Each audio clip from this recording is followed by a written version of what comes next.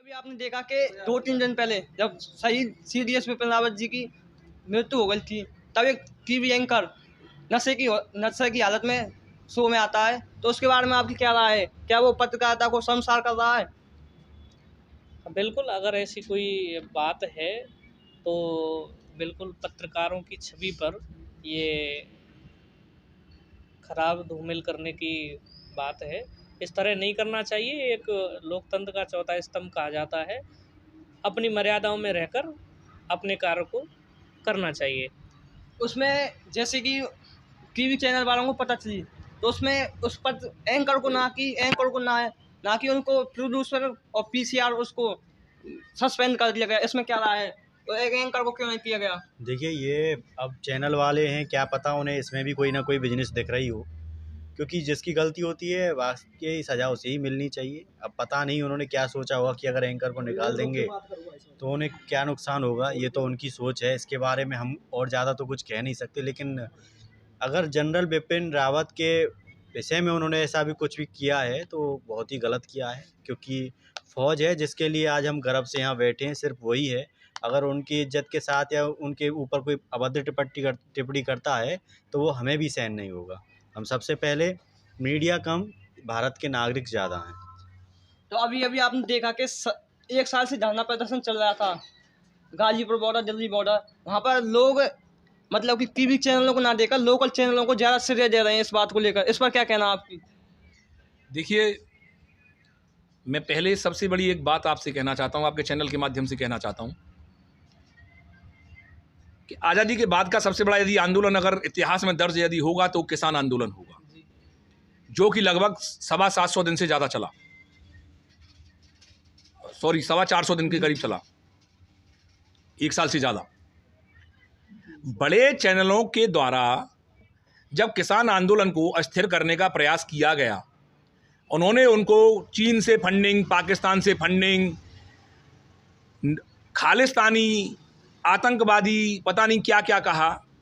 आप मुझे बताइए, अब मैं अपने घर पे अगर कोई कार्यक्रम करूंगा और मेरे बारे में कोई व्यक्ति अगर मुझे गाली दे, मेरे आयोजन पे सवाल उठाए, तो क्या मैं उसे बुलाना पसंद करूंगा?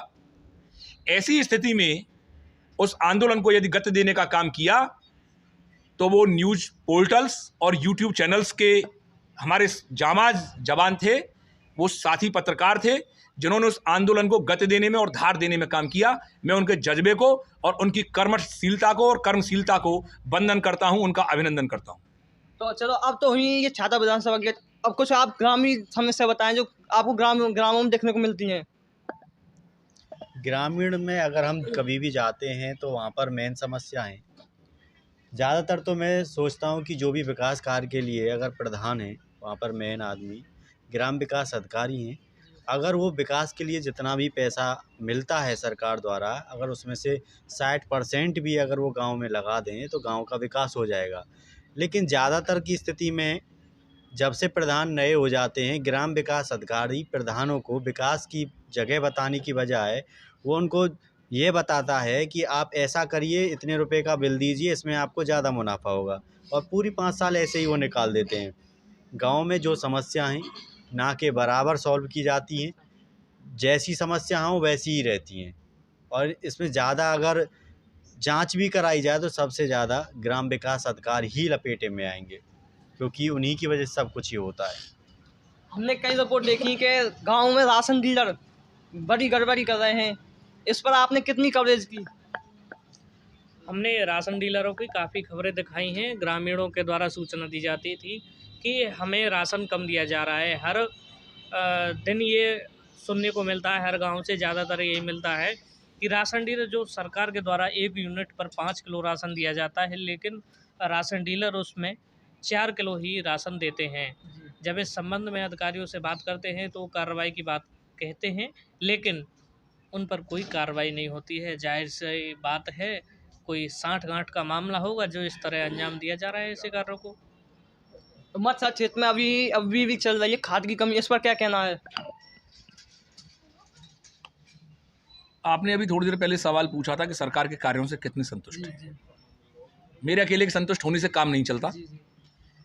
हमारे देश का जो अन्नदाता किसान है, जो हम लोगों को तिलहन, दलहन और अनाज उगा करके देता है, सबसे पहले उसको संतुष्ट होना चाहिए और मैं ये कहना चाहता हूँ कि जब इस देश के अंदर सरकार किसान को संतुष्ट नहीं कर पाई और अपने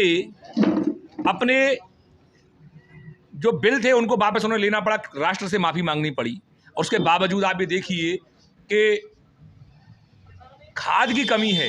हमारा अन्नदाता किसान खाद की कमी से जूझ रहा है। और हमारे यहाँ का खाद देखिए आप, समीपवर्ती जो राज्य हैं, राजस्थान है, हरियाणा है, वहाँ पर उसकी सप्लाई की जा रही है। तो आप बताइए क्या कह सकते हैं उसके बारे में? यानी किसान तो संतुष्ट नहीं हुआ ना। जी मंत्री जी तो ये कहते हैं उत्तर प्रदेश में खाद बहुत है। आपकी छाता विधानसभा के MLA। देखिए मैं इस पर कोई टिप्पणी नहीं करूंगा। शायद हो सकता है कि अधिकारियों ने मंत्री जी को गलत रिपोर्ट दी हो, परंतु हकीकत तो यही है कि जो आपको देखना पड़ रहा है वही उसमें सच्चाई है कि किसान इस समय खाद की कमी से जूझ रहा है। धन्यवाद जी।